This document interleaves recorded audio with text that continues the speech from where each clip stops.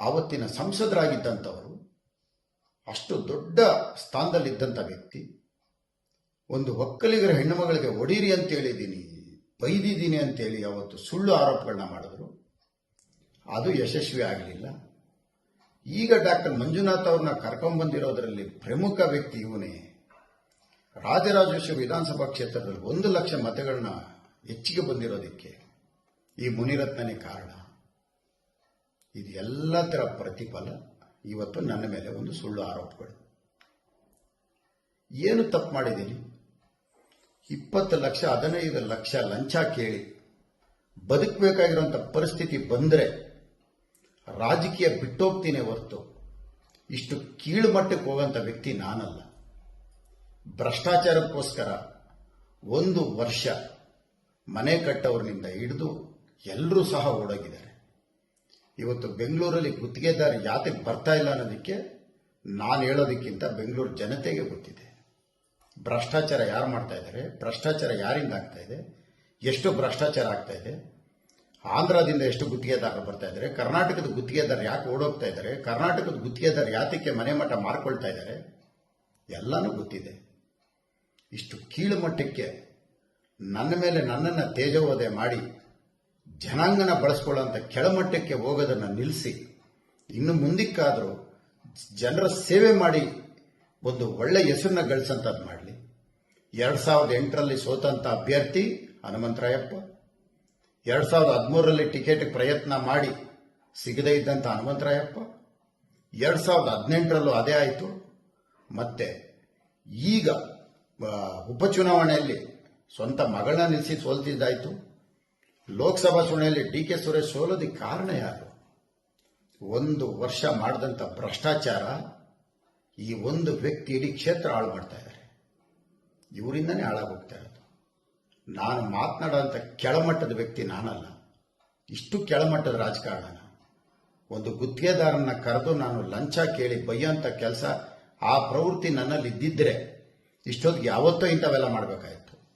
ರಾಜರಾಜೇಶ್ವರಿ ವಿಧಾನಸಭಾ ಕ್ಷೇತ್ರ ಅಭಿವೃದ್ಧಿ ಆಗ್ತಾ ಇರಲಿಲ್ಲ, ಭ್ರಷ್ಟಾಚಾರ ತಾಂಡವಾಡ್ತಾ ಇತ್ತು. ಇನ್ನು ಮುಂದಕ್ಕಾದರೂ ಈ ಥರ ಸುಳ್ಳು ದೂರುಗಳನ್ನ ಕೊಡೋದು, ಸಮಾಜನ ಎತ್ಕಟ್ಟಂಥ ಕೆಲಸ ನಿಲ್ಲಿಸಿ, ನೀವು ಮಾಡಿದ್ದ ಪಾಪಕ್ಕೆ ನೀವು ಇವತ್ತು ಏನು ಸೋತಿದ್ದೀರಿ, ಇನ್ನು ಮುಂದಕ್ಕಾದರೂ ಒಳ್ಳೆ ಹೆಸರು ತಗೊಂಡು ಕೆಲಸ ಮಾಡೋದ್ರ ಕಡೆ ಗಮನ ಕೊಡಿ. ನಿಮ್ಮ ಕನಕಪುರ ವಿಧಾನಸಭಾ ಕ್ಷೇತ್ರದಲ್ಲಿ ನಿಮಗೆ ಮತ ಬರಲಿಲ್ಲ. ಬೆಂಗಳೂರು ನಗರದಕ್ಕೆ ರಾಜರಾಜೇಶ್ವರಿಯಲ್ಲಿ ನಿಮ್ಮ ಕೊಡುಗೆ ಏನು ಅನ್ನೋದು ಜನರಿಗೆ ಗೊತ್ತಿದೆ. ಇವತ್ತು ನೀವು ಮಾಡ್ತಾ ಇರೋ ಕೆಲಸಕ್ಕೆ ಇದೊಂದು ಲಾಸ್ಟ್ ಅಸ್ತ್ರ ಉಪಯೋಗಿಸಿರಿ. ಚುನಾವಣೆಯಲ್ಲಾಯಿತು, ಎತ್ಕಟ್ಟದ್ರಿ, ಒಕ್ಕಲಿಗರ ಹೆಣ್ಮಗಳು ನೋಡಿರಿ ಅಂತ ಹೇಳಿದಂತ, ಅದು ಆಗಲಿಲ್ಲ. ಇವತ್ತು ಇದು ಹೊಸ ಅಸ್ತ್ರ ಬಿಟ್ಟಿದ್ದೀರಿ. ಇಷ್ಟು ದಿನ ವಿಡಿಯೋಗಳು ಮಾಡಿ ಎದುರಿಸೋದು ಕೇಳಿಸ್ಕೊಳ್ತಾ ಇದ್ದೆ.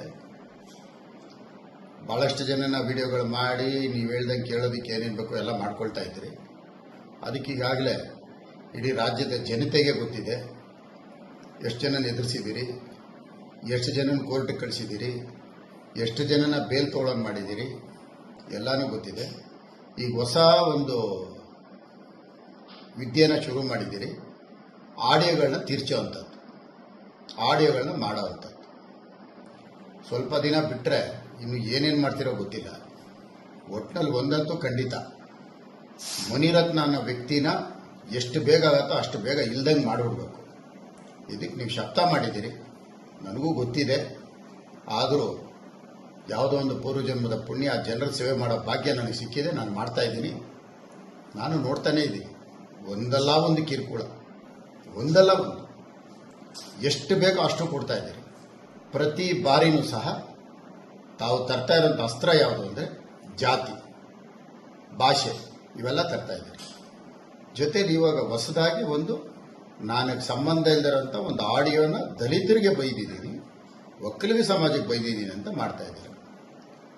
ದೇವ್ರು ನಿಮ್ಮನ್ನು ಈ ಜನ್ಮದಲ್ಲಿ ಕ್ಷಮಿಸಲ್ಲ ಅಂತ ನಾನು ಅನ್ಕೊಳ್ತೀನಿ. ನಿಮ್ಗೆ ಒಳ್ಳೇದಾಗಲಿ. ಇನ್ನು ಎಷ್ಟು ಜನನ ಬಲಿ ತಗೋಬೇಕು ಅಂತ ಇದ್ದಾರೋ ಗೊತ್ತಿಲ್ಲ. ಒಂದಂತೂ ಪ್ರಮಾಣ ಮಾಡಿ ಹೇಳ್ತೀನಿ, ಒಕ್ಕಲಿಗ ಸಮಾಜ ಆಗಲಿ, ದಲಿತ ಸಮುದಾಯ ಆಗಲಿ, ಇವೆರಡರನ್ನು ಕೆಟ್ಟದಾಗಿ ನಡ್ಸ್ಕೊಳ್ಳೋಂಥ ದಿನ ಬಂದರೆ ರಾಜಕೀಯದ ನಿವೃತ್ತಿ ಆಗ್ತೀನಿ ಹೊರತು ಅಂಥ ಪಾಪದ ಕೆಲಸಕ್ಕೆ ನಾನು ಹೋಗಲ್ಲ. ಆ ಚೆಲುವರಾಜನ ಒಡೆದಿ ಬೆದರಿಸಿ ಇವತ್ತು ಅವನ ಕೈಯಲ್ಲಿ ಇವೆಲ್ಲ ಮಾಡಿಸ್ತಾ ಇದ್ದಾರೆ. ಇದನ್ನ ತನಿಖೆ ಮಾಡಬೇಕು. ಆಯಿತು, ಇವತ್ತು ನನ್ನ ಮೇಲೆ FIRಗಳು ಹಾಕ್ತಾ ಇದ್ದಾರೆ. ಏನಕ್ಕೆ? ಹೇಗಾದರೂ ಮಾಡಿ ಮುನಿರತ್ನನ್ನ ಜೈಲಿಗೆ ಕಳಿಸ್ಬೇಕು, ಯಾವುದೋ ಒಂದು ರೂಪದಲ್ಲಿ ಕಳಿಸ್ಬೇಕು. ಇದಕ್ಕೆ ಇಷ್ಟೆಲ್ಲ ಕಷ್ಟಪಡ್ತಾ ಇದ್ದಾರೆ. ಕಾನೂನಿದೆ, ಕಾನೂನಿನ ಮೇಲೆ ನಂಬಿಕೆ ಇದೆ. ನಾನು ಕಾನೂನಿನ ಮುಖಾಂತರ ಉತ್ತರ ಕೊಡ್ತೇನೆ. ಈ ರೀತಿ ಪಾಪದ ಹಣ ಪಡೆಯುವಂಥದ್ದು ನನ್ನ ಹಣೆಯಲ್ಲಿ ಬರೆದಿಲ್ಲ, ನನಗೆ ಅದು ಅವಶ್ಯಕತೆ ಇಲ್ಲ. ಆ ರೀತಿ ಬದುಕಬೇಕು ಅಂದಿದ್ರೆ ಜನ ನನ್ನನ್ನು 4 ಸಾರಿ ಆಯ್ಕೆ ಮಾಡ್ತಾ ಇರಲಿಲ್ಲ. ನನಗದು ಅವಶ್ಯಕತೆ ಇಲ್ಲ. ಇವರೆಲ್ರಿಗೂ ಒಂದು ಮಾತು ಹೇಳ್ತೇನೆ, ಇನ್ನು ಮುಂದಕ್ಕೆ ಈ ರೀತಿ ಮಾಡೋವಂಥದ್ದನ್ನು ಬಿಟ್ಟು ನ್ಯಾಯವಾದ ಒಂದು ರೀತಿಯಲ್ಲಿ ಚುನಾವಣೆ ಗೆಲ್ರಿ, ನ್ಯಾಯವಾಗಿ ಜನಸೇವೆ ಮಾಡ್ರಿ. ದಲಿತ ಸಮುದಾಯನ ಎತ್ಕಟ್ಟುವಂಥದ್ದು, ಒಕ್ಕಲಿಗ ಸಮುದಾಯನ ಎತ್ಕಟ್ಟುವಂಥದ್ದು ಮಾಡೋಕ್ಕೆ ಹೋಗಬೇಡಿ. ಇದು ನಿಮಗೆ ಶೋಭೆ ತರಲ್ಲ. ಈಗಾಗಲೇ ನಿಮಗೆ ಉತ್ತರ ಸಿಕ್ಕಿದೆ ಲೋಕಸಭಾ ಚುನಾವಣೆಯಲ್ಲಿ. ಇನ್ನು ಮುಂದಕ್ಕಾದ್ರೂ ತಿದ್ಕೊಳ್ತೀರಾ ಅಂತ ನಾನು ಭಾವಿಸ್ತೀನಿ. ಇವತ್ತು ರಾಜರಾಜೇಶ್ವರಿ ವಿಧಾನಸಭಾ ಕ್ಷೇತ್ರದಲ್ಲಿ ಜನ ಕೆಲಸನ ಇಷ್ಟಪಡ್ತಾರೆ. ಈ ರೀತಿ ಮಾತುಗಳನ್ನ, ಈ ರೀತಿ ತೇಜವಧೆ ಮಾಡೋದನ್ನ ಇಷ್ಟಪಡೋದಿಲ್ಲ. ಇದು ನಿಮಗೆ ಗೊತ್ತಿರಲಿ. ಇದು ನಿಮಗೆ ಒಳ್ಳೇದಲ್ಲ. ಇನ್ನು ಮುಂದಕ್ಕಾದ್ರೂ ಇಂಥವೆಲ್ಲ ನಿಲ್ಲಿಸ್ರಿ. ಈ ಥರ ವ್ಯಕ್ತಿಗಳನ್ನ ಹಿಡ್ಕೊಂಡು ನೀವು ಅಟ್ರಾಸಿಟಿ ಹಾಕ್ಸಿ ವಲಯ ಅಂತ ಮಾದಿಗ ಅಂತೇಳಿ, ಇದ್ರ ಬದಲು ನೀವೇ ನನಗೆ ಹೇಳಿ, ನಮಗೆ ಈ ಶಾಸಕ ಸ್ಥಾನ ಬೇಕು, ನಮಗೆ ಬೇಕಾಗಿರೋರು ಕೊಡಬೇಕು, ನೀನು ಬಿಟ್ಕೊಡು ಅಂತೇಳಿ. 1 ನಿಮಿಷ ಇರಲ್ಲ ನೀನು ಈ ಸ್ಥಾನದಲ್ಲಿ. ನನಗೆ ಅವಶ್ಯಕತೆ ಇಲ್ಲ. ಯಾಕಂದ್ರೆ ರಾಜಕೀಯಕ್ಕೆ ನಾನೇ ಮೊದಲು, ನಾನೇ ಕೊನೆ. ಇನ್ನು ಯಾರೂ ಇಲ್ಲ ನನ್ನ ಹಿಂದೆ. RR ನಗರದವ್ರು ಸಚಿವರನ್ನ ಮಾಡಬೇಕು ಅಂತ ನಿಮ್ಗೇನಾರು ಆಸೆ ಇದ್ರೆ ಒಂದು ಮಾತು ಹೇಳಿ, ನಾನು ಕೂಡಲೇ ರಾಜೀನಾಮೆ ಕೊಡ್ತೇನೆ. ನೀವು ಸ್ಪರ್ಧೆ ಮಾಡಿಸಿ ಗೆಲ್ಲಿಸಿ ಸಚಿವರನ್ನ ಮಾಡ್ಕೊಳ್ಳಿ, ನನ್ನ ಅಭ್ಯಂತರ ಇಲ್ಲ.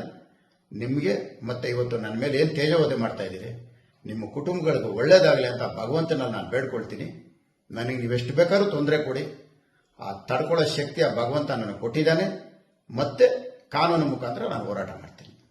ನಮಸ್ಕಾರ.